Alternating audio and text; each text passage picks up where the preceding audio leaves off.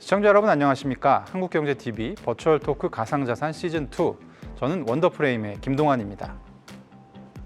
샌드뱅크 백훈종 이사입니다. 네, 디지털에셋 박상혁입니다. 네, 심리적 저항선을 넘어선 비트코인이 상승을 향해 질주를 하고 있습니다. 향후 몇 주가 현재 시점에서 가장 굉장히 중요해 보이는데요. 오늘도 비트코인과 가상자산 시장에 굵직하고 주요한 소식들만 골라서 전해드리도록 하겠습니다. 네, 첫 번째 주제, 비트코인 어디까지 갈까? 네, 비트코인이 ETF 승인 기대감으로 연고점을 돌파했습니다. 지난주에.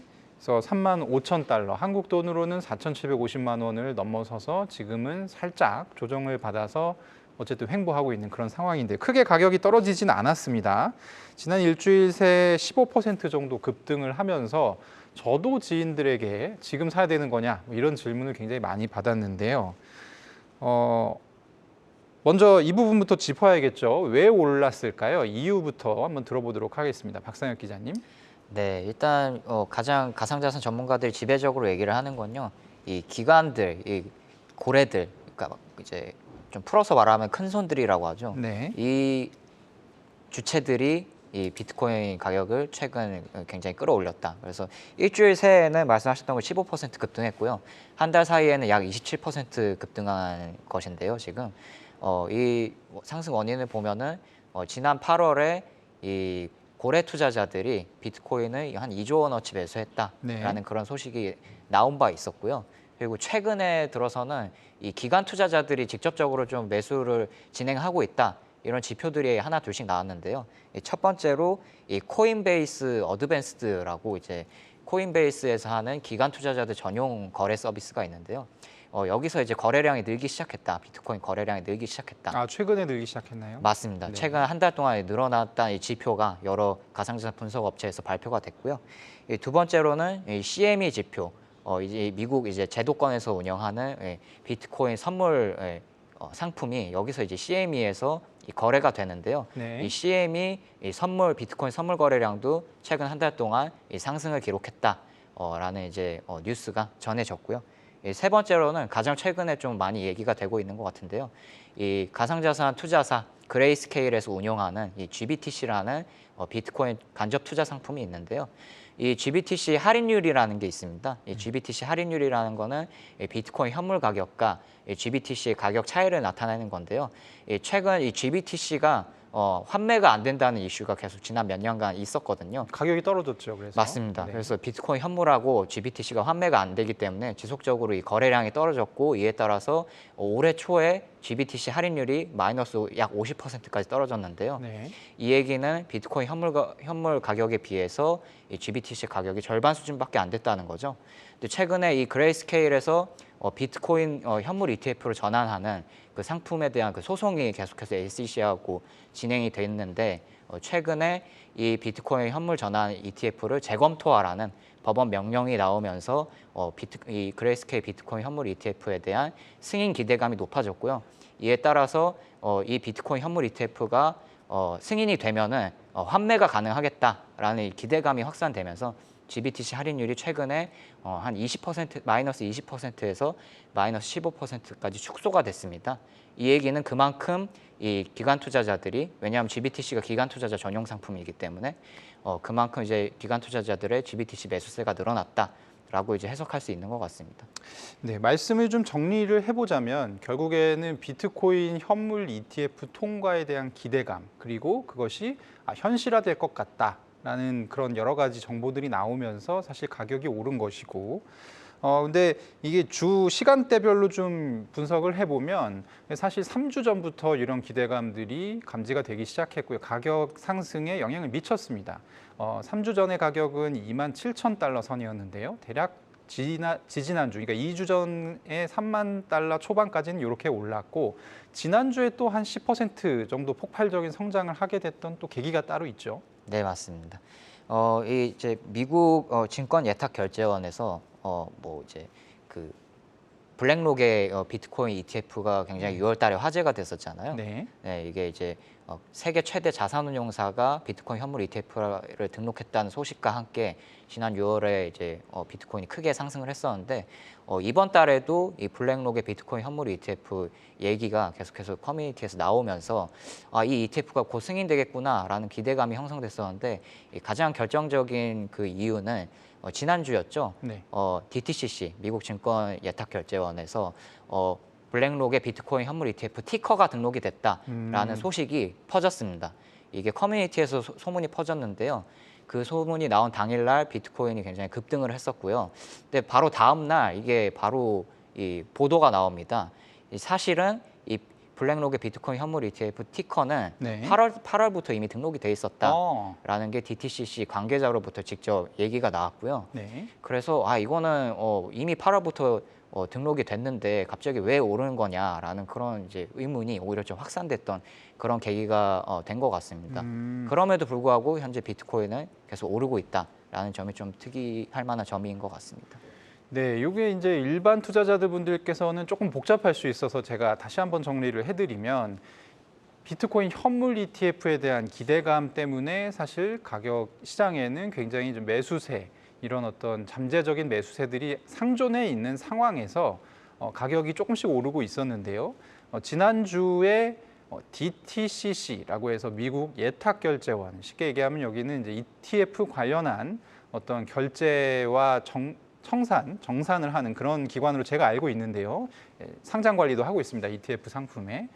여기에 블랙록의 이 현물 ETF, 비트코인 현물 ETF의 티커가 등록이 되면서 이제 다 된 거 아니냐 이런 얘기가 나오면서 거의 10%가 순식간에 올라버렸거든요.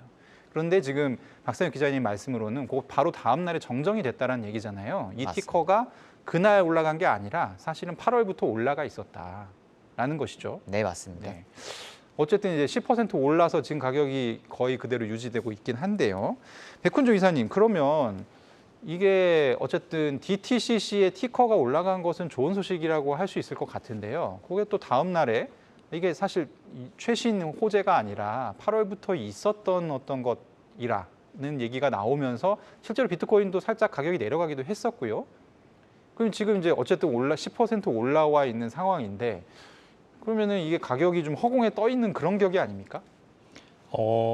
그렇게 볼 수 없는 상황이 또 몇 가지가 있습니다. 네. 하나는 이 블랙록에서 증권사들을 모집을 했다는 거거든요. 네. ETF 처음 출시할 때 이 ETF에 처음으로 투자를 할 ETF 쉐어를 실제 매수할 이 증권사들을 사전 모집을 합니다. 네. 이 국내에서는 국내 기준으로는 증권사들을 사전 모집하면은 거의 ETF 출시가 임박했다라고 보거든요.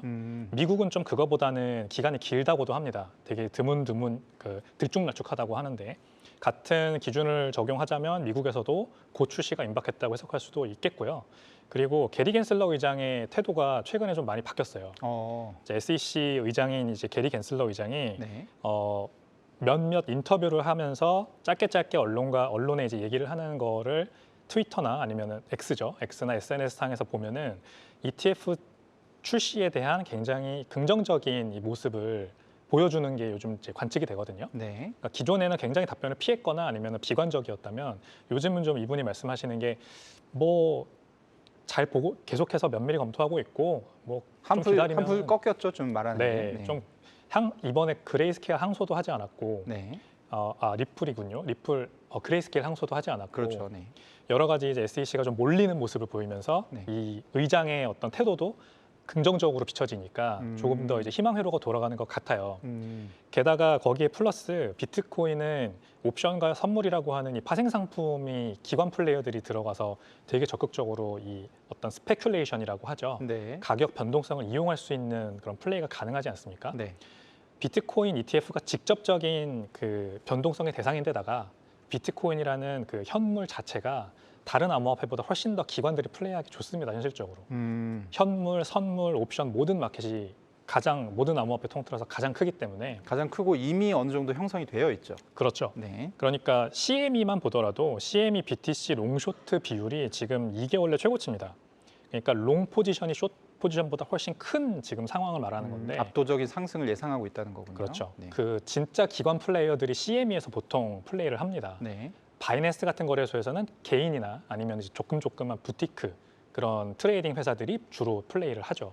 근데 전통 기관들이 CME에서 롱 포지션을 잔뜩 잡아놨다는 거는 아무래도 상승 시그널로 해석되기 때문에 비트코인의 상승 시그널을 포착한 또 개인들의 현물 매수세로도 이어지고 네. 이런 순풍으로 이어지면서 가격이 좀 계속 유지되고 있는 것 같습니다. 어쨌든 이렇게 가격이 크게 출렁이면 누가 돈을 벌었네, 누군 돈을 잃었네, 뭐 이런 좀 가십들이 얘기가 많이 되는데요. 비트코인 같은 경우는 굉장히 이 순간을 기다려왔을 한 명이 있습니다. 바로 나스닥에 상장되어 있는 마이크로 스트래티지 CEO. 네. 제 이름이 갑자기 생각이 안 나네요. 마이클 세일러. 네, 마이클 세일러. 마이클 세일러인데요. 이게 비트코인을 조금 가지고 있는 게 아니라 거의 한 15조 원 이상을 가지고 있어서 사실 굉장히 화제가 됐던 인물입니다. 박상혁 기자님, 이 마이크로 스트래티지 보유분은 이미 수익을 좀 봤죠? 네, 이 마이크로 스트래티지가 이제 최근 이제 비트코인 평균 단가가 알려진 바에 따르면 29,500달러 정도로 지금 알려져 있고요. 네. 지금 비트코인 가격은 34,000달러 선을 지금 계속 흐르고 있죠. 계속 34,000달러 선을 유지하고 있는데요. 그거에 따라 이제 10월 24일에 이 가상자산 분석 업체에서 이 마이크로 스트래티지의 미실현 수익을 분석을 했는데요. 네. 10월 24일 기준으로 이미 미실현 수익이 1조 원 수준인 걸로 지금 분석이 됐고요. 1조 원이요? 네. 네. 그걸 이제 바로 오늘 기준으로 좀 대입해 보면은 미실현 수익이 지금 2조 원 가까이 될 것으로 추정됩니다. 웬만한 나스닥 대기업의 1년 순익 아닙니까? 그 정도면. 네. 1년 장사를 벌써 다 해버린 그런 격이 됐네요. 네. 어쨌든 이제 마이크로 스트래티지도 돈을 많이 벌고 국내 투자자들 가운데서도 돈을 굉장히 많이 버신 분들이 있겠습니다만 사실 이제 가격은 이미 올라 버렸고 우리 이제 어떻게 해야 되는지에 대해서 굉장히 좀 고심하고 있는 투자자분들도 계시죠. 그래서 비트코인 ETF가 승인을 거의 앞뒀다 뭐 이런 생각, 강력한 믿음을 가지고 홀딩하고 계시는 분도 계시지만 지금 들어가야 되느냐 말아야 되느냐를 고민하고 계신 분도 여전히 많을 것 같습니다. 이거와 관련해서 최근에 해시덱스라고 하는 회사에서 ETF를 지금 거의 신청하려고 하는 중인데요. 백훈중 이사님, 이곳의 ETF가 굉장히 좀 게임 체인저의 어떤 월가 전문가들 사이에서는 그런 평가를 받고 있다던데 어떻습니까?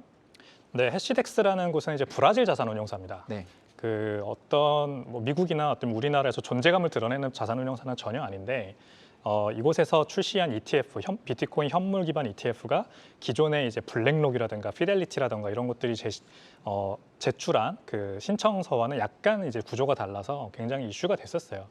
그 해시덱스가 그 사용한 방법은 비트코인 선물 시장을 기본적으로 이용하는 건데요. 네.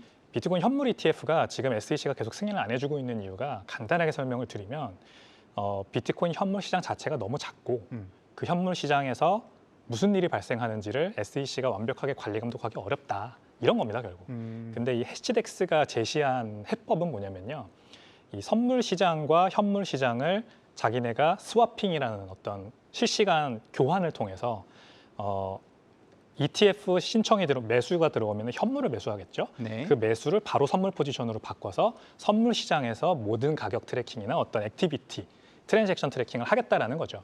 크게 얘기하면 지금 그 ETF의 걸림돌이 두 가지이지 않습니까? 하나는 가격 조작의 위험성, 또 하나는 말씀하신 대로 SEC가 우리가 원하는 만큼 들여다보기가 어려운 그 어떤 뭐 이를테면 지금 코인베이스로 상정이 되어 있습니다만 다른 ETF 신청서에는 말이죠. 네, 그런 부분들이 좀 사각지대가 있기 때문에 불안하다라고 해서 선뜻 승인해주기가 어렵지 않나 이런 이제 얘기들이 나오고 있는 것인데 해시덱스의 ETF는 구조를 보면은 그런 부분이 거의 없고 그러니까 CME 가격을 쓰게 되어 있고요. 그렇죠. CME 안에서 모든 것들이 매수, 매도, 선물과 뭐 현물의 어떤 교환까지도 이루어지게 돼 있기 때문에 문제가 없다라는 말씀이시죠? 맞습니다. 그럼 뭐 이렇게 블룸버그 뭐 ETF 애널리스트들이나 이런 사람들은 사실 본인의 이제 트위터, 옛날 트위터, 요즘에 X라고 부르는데요. 거기다가 해시덱스 조금 볼만한 것 같다 이런 평들을 자주 남겼더라고요. 이사님 개인적인 의견은 어떠십니까? 게임 체인저라고 보십니까? 해시덱스가 사용한 방법이 엄청 획기적이긴 합니다. 네. 이제 논리적으로 봤을 때 SEC가 더 이상은 이거를 반박할 수가 없다고 저는 생각을 합니다. SEC가 말한 어떤 비트코인 현물 ETF가 가지고 있는 단점 또는 취약점 이런 것들을 해시덱스가 제시한 방법대로 하면 거의 완벽하게 커버가 되는 게 맞는 것 같아요. 다만 이게 정말 게임 체인저냐? 네. 그거는 이제 좀 더 딥하게 들어가 보면 사실상 블랙록이나 아니면 다른 금융기관들이 제시한 ETF도 거의 허점이 없습니다.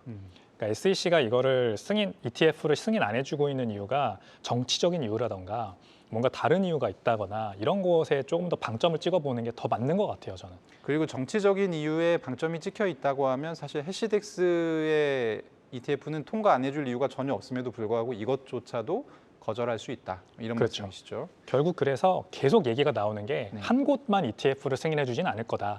승인해주면은 모든 기관들이 제시한 ETF 신청서를 모두 한 번에 동시에 승인할 가능성이 높다고 하는 게 바로 이겁니다. 네, 저희가 ETF가 어떻게 될 거다. 뭐 이렇게 확언하기는 어렵습니다. 그러니까 대부분 지금 얘기되는 부분들을 자세하게 전해드리는 것이 저희의 역할인 것이고 어떻게 확언하기는 어려운데 사실 ETF는 통과가 될 가능성이 매우 높다라는 것이 이제 현지에 있는 미국에 있는 ETF 전문가들의 얘기기도 하고 ETF 상품 자체가 과거와는 달리 굉장히 다양한 어떤 노림수를 가지고 나오고 있습니다. SEC의 어떤 승인을 받기 위한 여러 가지 구조를 가지고 나오고 있는 상황입니다. 그래서 이런 부분들을 참고하시면 좋을 것 같고요. 네, 두 분은 어쨌든 이번 주에 비트코인 가격을 전망해 본다면 어떻습니까?